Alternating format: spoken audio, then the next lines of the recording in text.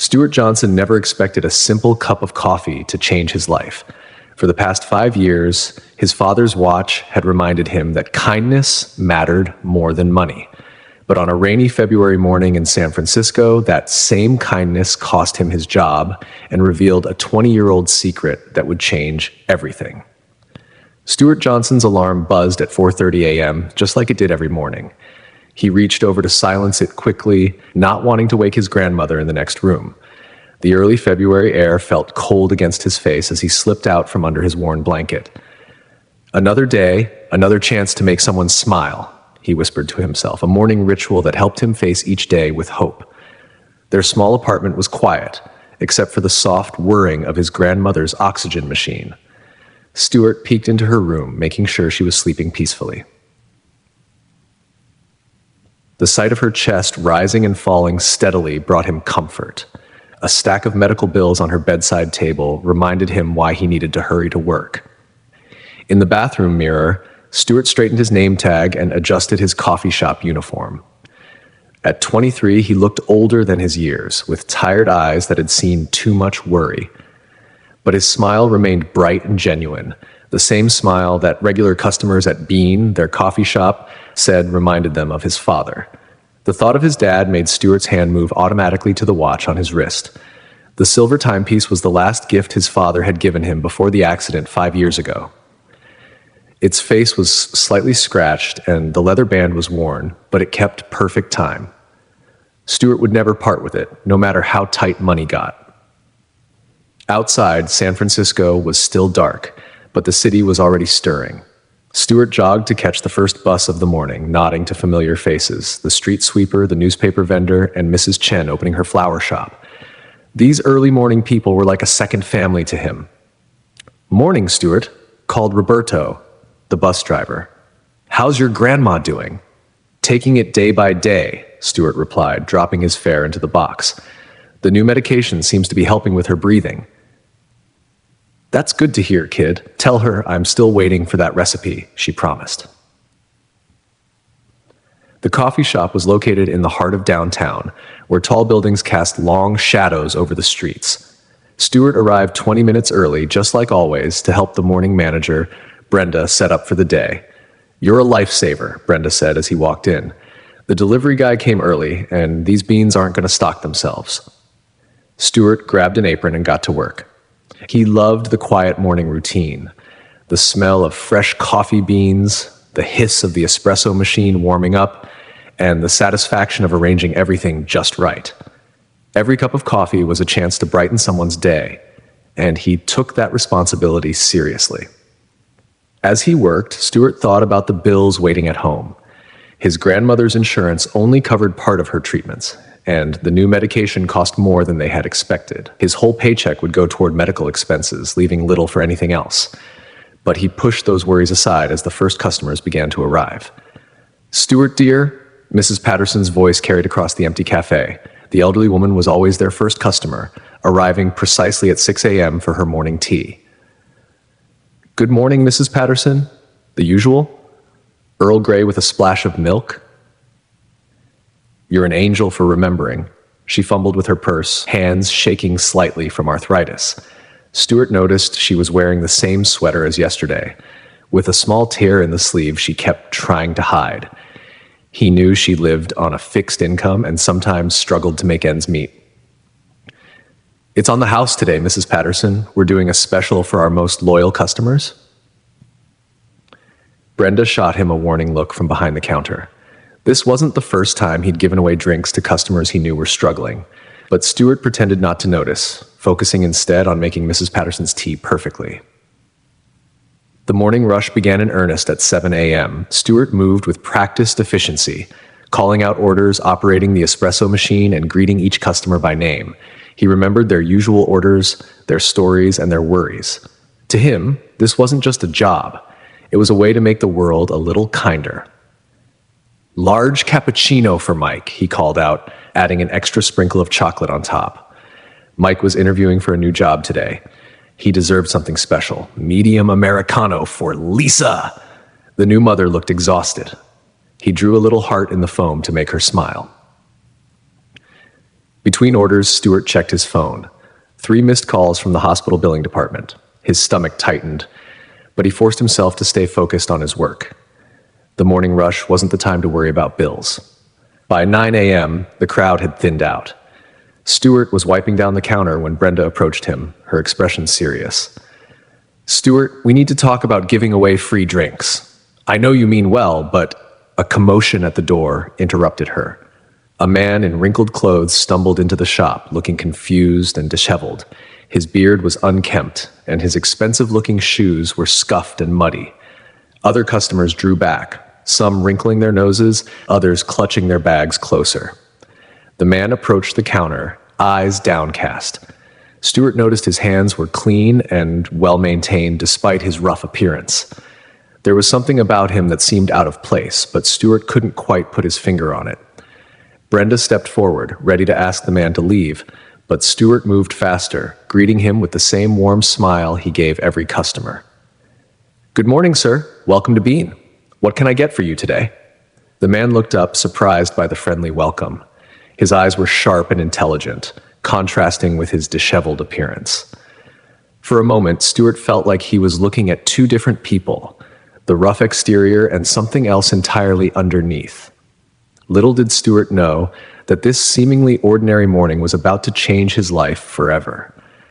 But for now, he simply waited for the stranger's order, ready to serve another cup of coffee with his usual care and kindness. The watch on his wrist ticked steadily, marking time in the same way it had since his father gave it to him. Each tick was a reminder of his dad's words. "Kindness costs nothing, son, but its value is beyond measure." Stewart had no way of knowing how true those words would prove to be, or how this ordinary morning shift would set in motion events that would echo far beyond the walls of Bean, like their coffee shop. For now, he simply did what he always did, chose kindness, even when it wasn't the easy choice. "Just a black coffee, please," the disheveled man said softly, his voice carrying an unexpected hint of authority despite his appearance. "The largest size you have." Stewart nodded and grabbed their biggest cup. As he prepared the coffee, he noticed how the other customers had moved away from the counter, creating an empty circle around the stranger. It made his heart hurt a little. He'd seen his grandmother get the same treatment at stores when her oxygen tank made loud noises. "That'll be $4.75, sir," Stewart said, placing the steaming cup on the counter. The man patted his pockets, then checked them again more frantically. A look of genuine confusion crossed his face. I seem to have misplaced my wallet." He looked up at Stewart, embarrassment clear in his eyes. "I must have left it in my other..." He stopped, as if catching himself from saying something more. Brenda stepped forward, her voice firm. "Sir, if you can't pay, I'll have to ask you to leave." Stewart saw the man's shoulders slump slightly, but there was something in those eyes, a familiar kind of dignity. The same kind he'd seen in his father's eyes during their hardest times. Before Brenda could say anything else, Stewart pulled out his own wallet. "I've got this one," he said, putting a $5 bill in the register. Brenda grabbed his arm. "Stewart, no. This is exactly what we talked about. You can't keep doing this." "It's my money, Brenda. From my tips." Stewart kept his voice gentle but firm. He turned back to the stranger who was watching the exchange with an unreadable expression. "Here's your coffee, sir. Would you like some sugar or cream?" The man took the cup carefully, those intelligent eyes studying Stewart's face. "Thank you," he said, his voice carrying a weight that seemed too heavy for a simple coffee purchase. "Why?" Stewart shrugged, thinking of his father. "Everyone deserves a little kindness, especially when they're having a rough day." The man's gaze dropped to Stewart's name tag, then to the watch on his wrist. For a moment, something flickered across his face. Recognition. But it was gone so quickly, Stewart thought he must have imagined it. "Stewart," the man said, as if testing the name. "You remind me of someone I knew once. Someone who..." He trailed off, took a sip of coffee, and smiled slightly. "This is excellent coffee. Best in San Francisco," Stewart said with pride. "At least that's what my regulars tell me." The stranger nodded, then walked to a corner table, his movements more purposeful than his appearance would suggest. He sat there for the next hour, slowly drinking his coffee and watching the shop with those keen eyes. Brenda wasn't happy. Stewart could feel her disapproval radiating as they worked side by side. When the morning rush picked up again, she spoke in hurried whispers between orders. "That's the third time this week you've given away drinks, Stuart. First Mrs. Patterson, then that student yesterday, and now this." She glanced at the stranger. "We're running a business, not a charity." "I paid for it myself," Stuart reminded her. "But," she shook her head, "that's not the point. You're encouraging them. Word gets around and soon we'll have every homeless person in the city expecting free coffee." Stuart thought about his father's words again as he steamed milk for a latte.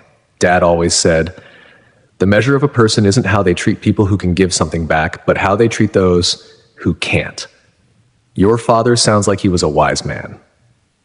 The stranger's voice came from behind them. Neither had noticed him approach the counter. He set down his empty cup, and Stuart saw that he had written something on the napkin beside it. "He was," Stuart said softly, his hand automatically touching the watch. The man nodded, looked once more at the watch, then turned and walked out of the shop. His exit was as quiet as his entrance, but somehow the whole shop felt different in his wake. Brenda reached for the napkin he'd left behind, but before she could grab it, the shop's owner, Mr. Reynolds, burst through the front door. His face was red and he was waving his phone around. "Who was that man?" he demanded, looking around frantically. "The one in the old clothes. Where did he go?" "He just left," Brenda said. "Why? Did he steal something?" Mr. Reynolds let out a sound between a laugh and a groan. "Steal something? Do you have any idea who that was? It's all over social media already." He thrust his phone at them, but before Stuart could see what was on the screen, Mr. Reynolds turned to him with an expression that made his stomach drop. "Stuart Johnson, my office. Office. Now." The napkin still sat on the counter, forgotten in the commotion. As Stuart followed Mr. Reynolds to the back office, he caught a glimpse of what was written on it. Just 3 words in surprisingly elegant handwriting: "Like father, like son." Stuart had no idea what those words meant. But as he walked into Mr. Reynolds' office, his father's watch felt suddenly heavier on his wrist. Whatever was about to happen, he knew deep in his heart that he wouldn't have done anything differently. Some things were worth more than money. His father had taught him that, and no job was worth forgetting it. Little did he know, those 3 words on the napkin were about to turn his whole world upside down, and the watch he cherished was far more than just a memento of his father.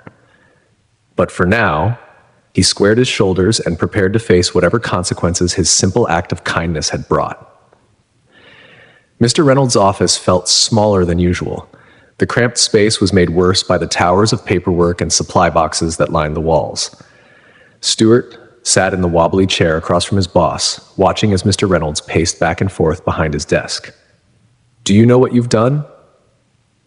Mr. Reynolds ran his hands through his thinning hair. "Do you have any idea what's happening on social media right now?"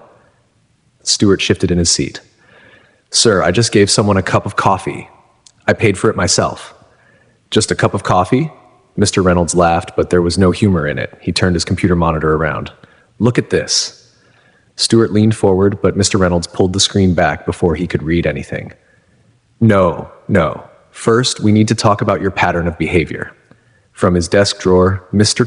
Reynolds pulled out a folder labeled Employee Incidents. Stuart's stomach tightened as he recognized it. The folder was thicker than he'd expected. "Let's see." Mr. Reynolds began flipping through papers. "Last month, you gave free drinks to 6 different elderly customers. 2 weeks ago, you let that group of students pay half price because they were studying for finals. And just yesterday, you gave away a muffin to that homeless man who was asking for change outside."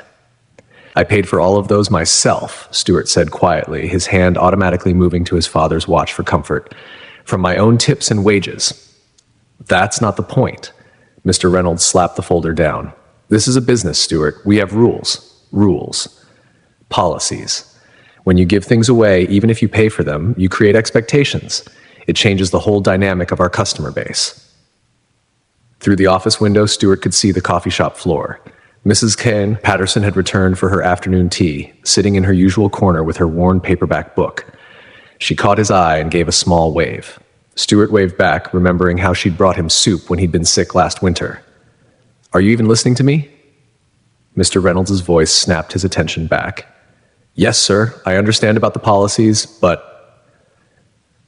No buts, Mr. Reynolds cut him off. This morning was the last straw. Do you know who that man was? The one you gave free coffee to? Stewart shook his head. Well, neither do I. Mr. Reynolds threw his hands up. But he's trending on every social media platform right now. People are saying he might be someone important in disguise, doing some kind of social experiment. The media is calling every business in the area. And what do we have to tell them? That one of our baristas broke policy to give him free coffee? I didn't give it to him for free, Stewart corrected gently. I paid for it. Stop saying that. Mr. Reynolds' face was getting redder. The point is, you've made this shop look like we discriminate, like we were going to throw him out until you swooped in to save the day. Do you know what that kind of publicity could do to us? Stewart thought about the man's eyes, about the dignity he'd seen there. Sir, I wasn't trying to make anyone look bad. I just saw someone who needed help, and you decided to play hero, Mr. Reynolds said, sitting heavily in his chair. Just like all the other times. You think you're helping people, Stewart, but you're putting this whole business at risk. What happens if we get a reputation as the place that gives handouts? What happens to everyone's jobs then? Outside the office, the afternoon crowd was picking up. Stewart could hear Brenda calling out orders, her voice more stressed than usual. He should be out there helping her. I have my grandmother's medical bills to think about, Stewart said softly. I know how important this job is. I wouldn't do anything to risk it. Mr. Reynolds' expression softened slightly at the mention of Stewart's grandmother. Look, Stewart, you're a good worker. Your customer service ratings are the highest in the shop, but I can't have employees who won't follow policy. I can't have someone who thinks they know better than management. Stewart felt a chill settle over him. He knew where this was going. The incident reports, the warnings, and now this social media nightmare. Mr. Reynolds shook his head. I'm sorry, Stewart, but I'm going to have to let you go. The words hit him like a physical blow. His hand tightened on his father's watch, feeling the familiar tick against his wrist. Please, Mr. Reynolds, my grandmother's new medication. I can't lose this job right now. I'm sorry, but my decision is final. Mr. Reynolds pushed a paper across the desk. Sign here. You'll get your final paycheck next Friday. Stewart stared at the termination notice, his vision blurring slightly. All he could think about was his grandmother's face when he told her he'd lost his job, about the stack of medical bills waiting at home, about the oxygen tank that needed refilling next week. With a hand that felt numb, he signed the paper. Leave your apron and name tag, Mr. Reynolds said, not meeting his eyes. Brenda will cover the rest of your shift. Stewart stood up slowly, feeling like he was moving through water. He unpinned his name tag, the one decorated with customer-given smiley face stickers, and placed it on the desk. His apron followed, still smelling of coffee beans and morning pastries. As he walked through the shop floor, he caught glimpses of familiar faces. Mrs. Patterson, reading her book. Mike, back from his job interview, giving him a thumbs up. The college students in the corner who always ask for his coffee recommendations. Would anyone else remember how they liked their drinks? Outside, the sky had turned gray, and the first drops of rain were starting to fall. Stewart didn't have an umbrella. He'd left it at home because the morning forecast had been clear. Somehow, that small oversight was what finally broke him. He stood there in the growing rain, watching drops fall on his father's watch, and felt tears mix with the raindrops on his face. His phone buzzed in his pocket. Probably the hospital billing department again. He ignored it. Right now, he couldn't think about bills or jobs or consequences. Right now, all he could think about was his father's voice, clear as day in his memory. Sometimes, doing the right thing comes with a price, son, but that doesn't make it any less right. As Stewart walked home in the rain, he wondered if his father had ever faced a day like this, when kindness cost him everything. The watch ticked steadily on his wrist, each sound echoing the steps he took away from the coffee shop, away from the life he'd built there, and toward an uncertain future. What he didn't know, couldn't know, was that his father had indeed faced such a day. And that very watch had been there to witness it, holding secrets that would soon change everything. But for now, Stewart walked home in the rain, trying to figure out how to tell his grandmother that being kind had finally cost too much. The walk home felt longer than usual. By the time Stuart reached their apartment building, his clothes were soaked through, and his shoes squeaked with every step. He paused outside their door, trying to compose himself. His grandmother had always been able to read his emotions like an open book. The sound of the television greeted him as he entered.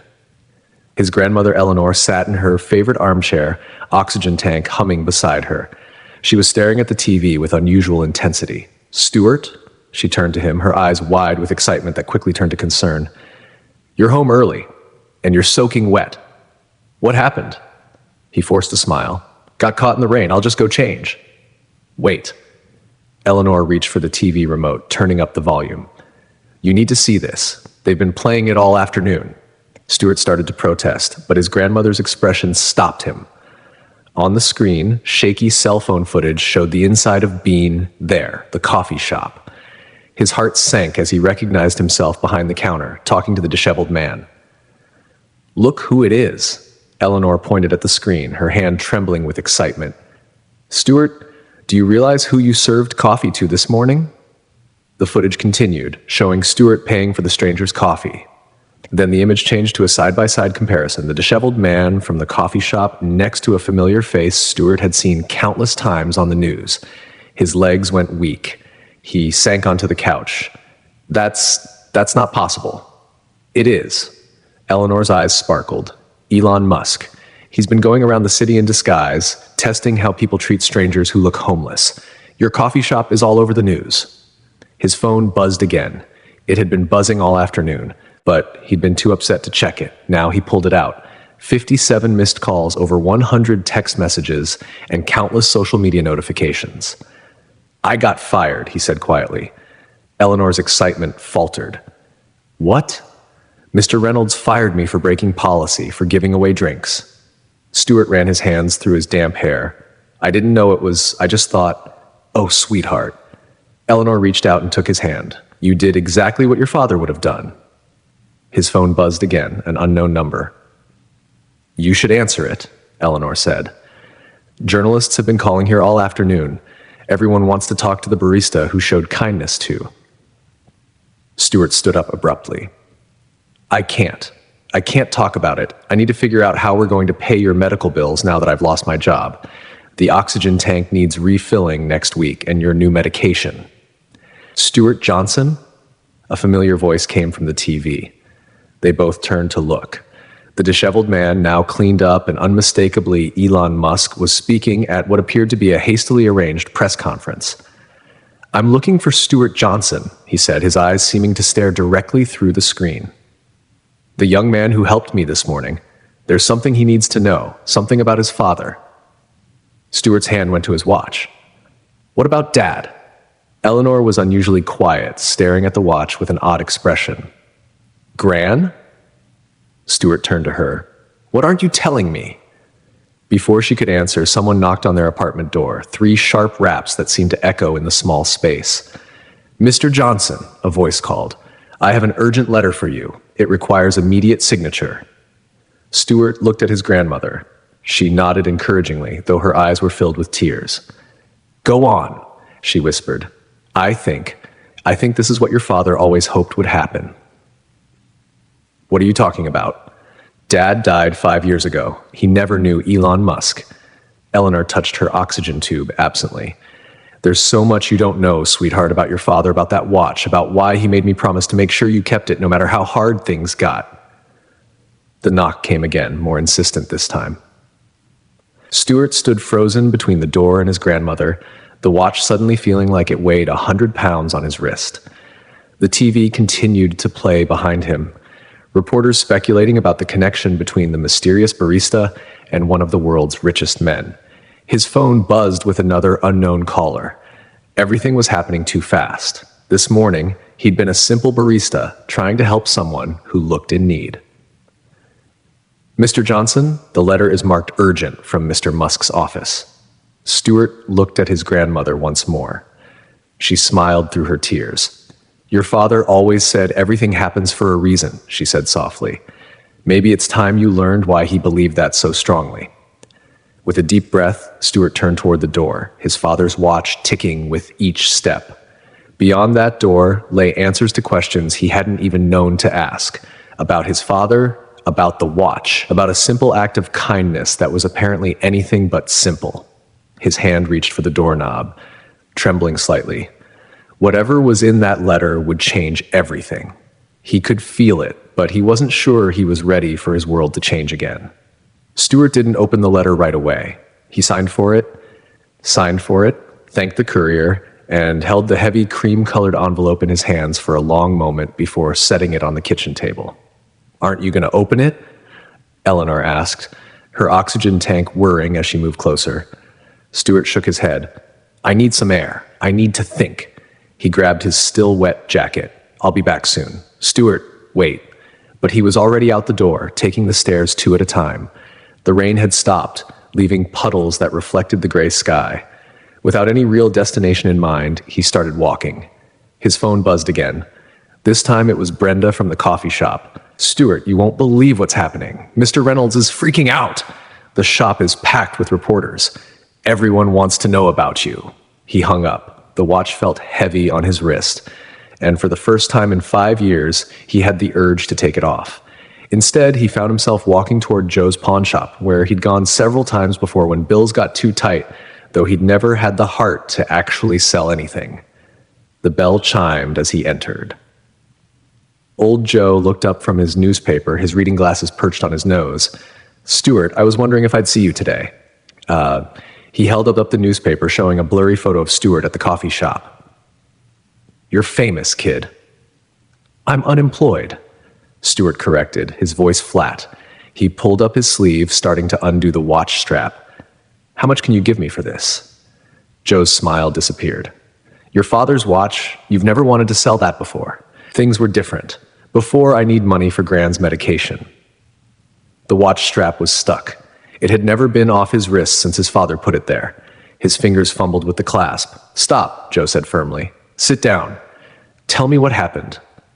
Before Stuart knew it, he was sitting on a stool behind the counter, telling Joe everything about the strange customer, losing his job, the letter waiting at home. Joe listened quietly, polishing an old silver candlestick as Stuart talked. "Your father brought that watch in here once," Joe said when Stuart finished, "about 6 years ago, right before the accident." Stuart looked up sharply. "What?" "He never told me that," Joe nodded slowly. "Times were tough, medical bills, I think he needed money." The old man sat down the candlestick. "But when I saw the watch, I refused to take it. Told him some things are worth more than money." "What do you mean? It's just a watch." Joe gave him an odd look. "Is it? Did you never wonder why your father was so insistent you keep it? Why he made you promise never to sell it?" Stuart stared at the watch face, at the scratches that somehow never seemed to affect its perfect timekeeping. He remembered that day clearly. His father calling him into the living room, unusually serious. "This watch," his father had said, "is more than just a timepiece. It's a reminder that every moment we have is a chance to help someone else. Promise me you'll keep it safe. Promise me you'll never sell it, no matter how hard things get." He said it was valuable.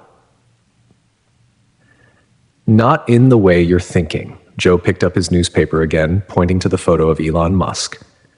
"Maybe you should be asking yourself why one of the richest men in the world spent his morning in a coffee shop watching a young man wear his father's watch." Stuart's head snapped up. "What are you saying?" But Joe just smiled and shook his head. "Not my story to tell.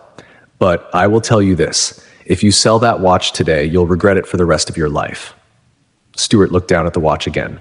The second hand kept moving, steady and sure, just like it had for the past 5 years, just like it had when his father wore it, just like it had this morning when he'd chosen kindness over rules. His phone buzzed yet again. This time, it was the hospital billing department. With trembling fingers, he declined the call. "I don't have a choice," he said quietly. "Gran's medication? There's always choice," Joe replied. "Your father taught you that.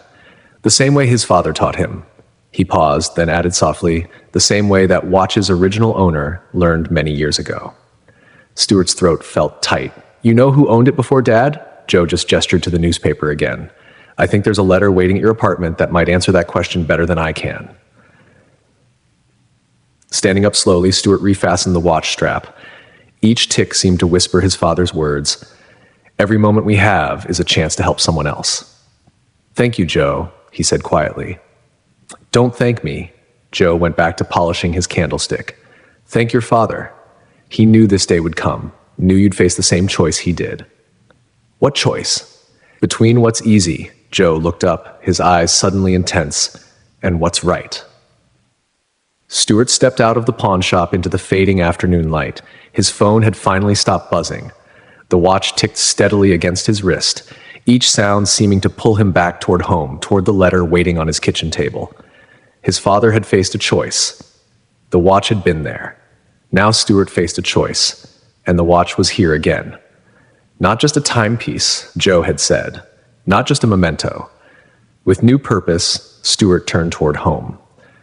Whatever was in that letter, whatever connection existed between his father and Elon Musk, whatever secret the watch held, he was finally ready to know. Because Joe was right. His father hadn't raised him to take the easy path. He'd raised him to take the right one. And somehow, serving coffee to a stranger this morning had set him on a path his father had walked before him. The watch ticked on, counting down the moments until everything would change. Eleanor was still sitting in her armchair when Stuart returned home. But the TV was off.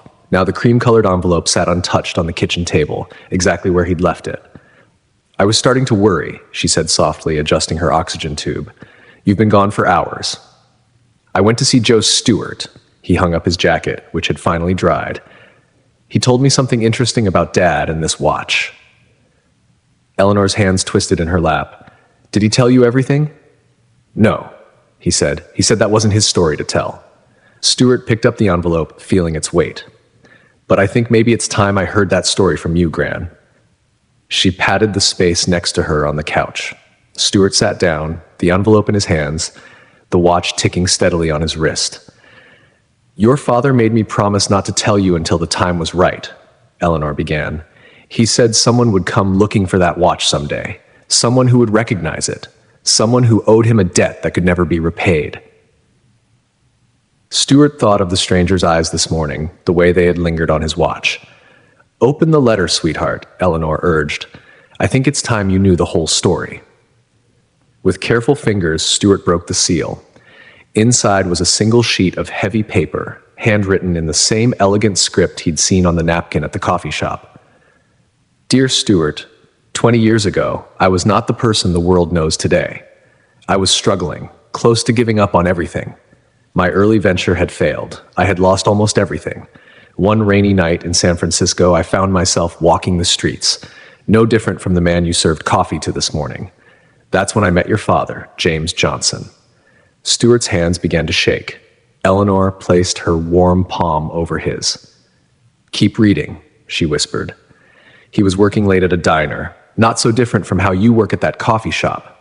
I couldn't pay for my meal. I was expecting to be thrown out, maybe arrested. Instead, your father did something that changed my life. He sat down across from me and shared his own meal. We talked for hours. He told me about his dreams of sending his son to college someday, about his mother's medical bills, about choosing kindness even when it's hard, especially when it's hard. When I tried to leave, he gave me his watch, this watch you're wearing now, and told me to pawn it for enough money to keep going for another week. He said sometimes people just need a little help to get back on their feet. I didn't pawn it. I couldn't. Instead, I wore it every day as I rebuilt my life. It reminded me of your father's kindness, his belief in helping others, even when you have little yourself. 5 years ago, when I heard about the accident, I tried to find your family, but James had never told me his last name. The diner had closed. I lost track of the one person who helped me when no one else would, until today when I saw his watch on his son's wrist, when I saw his kindness living on in you. Stuart had to stop reading for a moment. Tears blurred his vision. Eleanor squeezed his hand. Dad never told me, he whispered. He didn't want you to think of it as something special, Eleanor said. He wanted you to be kind because it was right, not because you thought it might bring a reward. Stuart wiped his eyes and continued reading. Your father gave me more than a watch that night. He gave me hope, The belief that one person's kindness can change the world. I built my companies on that belief. I've been searching for a way to repay him for 20 years. Today, when I saw that same kindness in you, his son, wearing his watch, I knew I'd finally found it. The watch you're wearing is not just a timepiece. It's a symbol of the kind of person your father was, the kind of person you are. It's worth more than money because it represents something priceless, the choice to be kind when the world tells you not to be. I know you lost your job today because of me, because you made the same choice your father made 20 years ago. But that's not the end of your story. It's just the beginning. There's more to discuss about your grandmother's medical care, about your future, about carrying on your father's legacy. My office will be in touch tomorrow with details. For now, I want you to know this. Your father changed my life with a simple act of kindness. Today, you proved that such acts can echo across generations. Keep the watch, keep being kind, and know that your father would be proud of the man you've become. Elon Musk. P.S. The diner where I met your father, I bought the building last year. I think it's time it reopened. It needs a manager who understands that sometimes the most important thing you can serve someone is kindness. If you're interested, the job is yours. The letter trembled in Stuart's hands. Eleanor was crying softly beside him. All these years, Stuart said, touching the watch face gently. Every time things got hard, every time I thought about selling it. Your father knew, Eleanor said. He knew someday the watch would find its way back to the person it helped. He knew his son would make the same choice he did. Stuart looked at the watch, his father's watch, Elon Musk's watch, now his watch. Each tick seemed to carry the weight of 20 years of kindness passed down from father. His phone buzzed one more time, a text message from an unknown number. The diner reopens next month. Your father's watch should be there. So should his son. Stuart smiled through his tears. The watch that had counted so many moments of kindness would count many more. And this time, he would make sure others learned what his father had taught him, that sometimes the greatest gift you can give someone is the courage to be kind. 1 month later, the morning sun streamed through the newly cleaned windows of Johnson's Diner. Stuart stood behind the counter, adjusting his apron and looking around at what had once been just an empty building with faded dreams. Now it was something else entirely, a place where kindness wasn't just allowed, but expected. The renovation had taken exactly 4 weeks. Elon's team had worked miracles, keeping the old-fashioned charm while modernizing everything that needed updating. The original counter remained polished to a shine. The booths were reupholstered in warm brown leather, and there, above the entrance, hung a simple silver watch in a glass case. Not Stuart's watch, but one exactly like it, ready for the grand opening. Eleanor asked from her usual spot at the counter. Her oxygen tank was newer now, quieter, and her medication no longer came with crushing bills attached. The health insurance Elon had arranged covered everything. I think so, Stuart said, touching the watch on his wrist. Dad would have loved this place. The diner looked much like it had 20 years ago when James Johnson had sat down across from a desperate man and shared his meal. The same ceiling fans spun lazily overhead. The same bell chimed when the door opened. But now there was something new, a sign behind the counter that read, "Kindness served daily." The door chimed and Brenda walked in, wearing a uniform that matched Stuart's. "I still can't believe you hired me," she said, tying on her apron. "Everyone deserves a second chance," Stuart replied. "Dad taught me that." More staff arrived. Some from the coffee shop, others new hires. Stuart had chosen each one carefully, looking not for experience, but for kindness in their eyes. The kind of people who would understand what this place really was. At exactly 6 a.m., Stuart unlocked the front door. Outside, a line had already formed. Word had spread about the diner, the story about its connection to both Elon Musk and the viral video of kindness that had started it all. The first customer wasn't a reporter or a curiosity seeker. It was Mrs. Patterson, clutching her worn paperback. "I followed you from the coffee shop," she said with a smile. "Heard this place serves kindness with its coffee." "On the house today," Stuart said. But Mrs. Patterson shook her head. "Not anymore, dear. That nice Mr. Musk set up a fund for seniors who need help with meals, said something about paying forward an old debt." The morning rushed by in a blur of customers and stories. People didn't just come for the food, they came to share their own tales of kindness, of moments when someone's simple act had changed their lives. Around noon, a familiar face appeared at the counter. Joe from the pawn shop. He sat down, newspaper in hand. "Quite a change from last month," he said, looking around, "when you walked into my shop ready to sell that watch." Stuart touched the watch face reflexively. "You knew all along, didn't you? About Dad and Elon?" Joe smiled. "Your father told me the story when he brought the watch in that time. He made me promise to keep an eye on you if anything ever happened to him." He patted his pocket. "Still have the letter he wrote explaining everything. Was supposed to give it to you if you ever tried to sell the watch. But you didn't need it. You made the same choice he did." The door chimed again. The diner fell silent as Elon Musk himself walked in, dressed simply in jeans and a t-shirt. But Stuart noticed something on his wrist, a watch identical to his own. "I had it made," Elon said, seeing Stuart's gaze. "A reminder of where it all started." "Mind if I sit in my old spot?" Stuart led him to the booth in the corner, the same booth where 20 years ago a simple act of kindness had changed both their lives. "Your father sat across from me," Elon said softly, "told me about his dreams for his son, about wanting to teach you that success wasn't just about money, it was about what you gave back to others." Stuart sat down across from him just as his father had done 2 decades ago. "The watch," Stuart said. "Why didn't you ever try to return it?" "Because your father wouldn't take it back," Elon said. "He said it meant more as a reminder than as a timepiece." Elon smiled. He was right. Every time I wanted to give up, every time the challenges seemed too big, I'd look at that watch and remember the man who shared his meal with a stranger. Eleanor approached the booth, walking stronger now that her health had improved. She carried 2 cups of coffee. "On the house," she said with a wink. "No," Elon replied, pulling out his wallet. "This time I pay, with interest." He placed something on the table, a folder, thick with documents. Stuart opened it and gasped. Inside was the deed to the diner building, property titles for 3 more locations across the city, and a foundation document establishing the James Johnson Kindness Initiative, with Stuart named as director. "Your father's watch reminded me to be kind," Elon said. "Now it's time for it to remind others." Each location would have the same mission: teach to serve food and kindness in equal measure, to hire people who need second chances, to keep meals affordable for those who struggle, and to never forget that sometimes all someone needs is one person willing to help. Stuart looked around the diner. Mrs. Patterson reading her book, Brenda serving customers with a genuine smile, his grandmother standing straighter and breathing easier, at all the lives that had changed because one man had chosen kindness 20 years ago. The watch ticked on his wrist, keeping time not just for him now, but for a legacy of kindness that would ripple out across the city.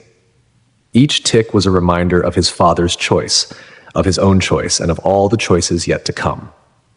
"Dad knew, didn't he?" Stuart asked softly. "Knew that someday, somehow, that watch would bring us all together again," Elon said. "He knew," Eleanor replied. "Kindness has a way of coming full circle. Just like he knew his son would understand that success isn't measured in dollars, but in the lives you touch." Outside, the line for the diner still stretched around the block. But they weren't just waiting for food. They were waiting to be part of something bigger, a chain of kindness that had started with a simple meal shared between strangers. The watch that had witnessed it all kept ticking, marking not just time, but moments of choice. Moments when kindness could change everything. Moments when a simple act could echo across decades. And in the quiet of the afternoon, as the sun slanted through the windows and the ceiling fans spun lazy shadows on the walls, Stuart understood at last what his father had known all along. That the greatest inheritance wasn't the watch itself, but the courage to be kind when kindness was needed most. The watch would keep ticking, counting out moments of choice for years to come. And in each of those moments, someone would choose kindness. And the legacy would grow, spreading out like ripples in a pond, touching lives in ways that could never be measured by time alone.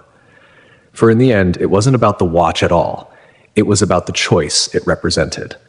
The choice his father had made, the choice Stuart had made, and the choice that would be made again and again in diners, coffee shops, and countless other places where people face that eternal question: when the world tells you to be cold, will you have the courage to be kind? The watch ticked on, carrying the answer forward into tomorrow. Thank you for joining me on this heartwarming journey about the power of kindness. Stuart's story reminds us that a single act of compassion can echo through generations and change lives in ways we never expect. Where are you watching from? Let me know in the comments below. I'd love to hear about your own experiences with unexpected kindness that made a difference in your life. If this story touched your heart, please take a moment to like and subscribe. By sharing these messages of hope and humanity, we can create our own ripple effect of kindness throughout the world, just like Stuart and his father did with a simple cup of coffee. Remember, kindness doesn't cost anything, but its value is beyond measure. Until next time, keep choosing kindness, no matter where you are in the world.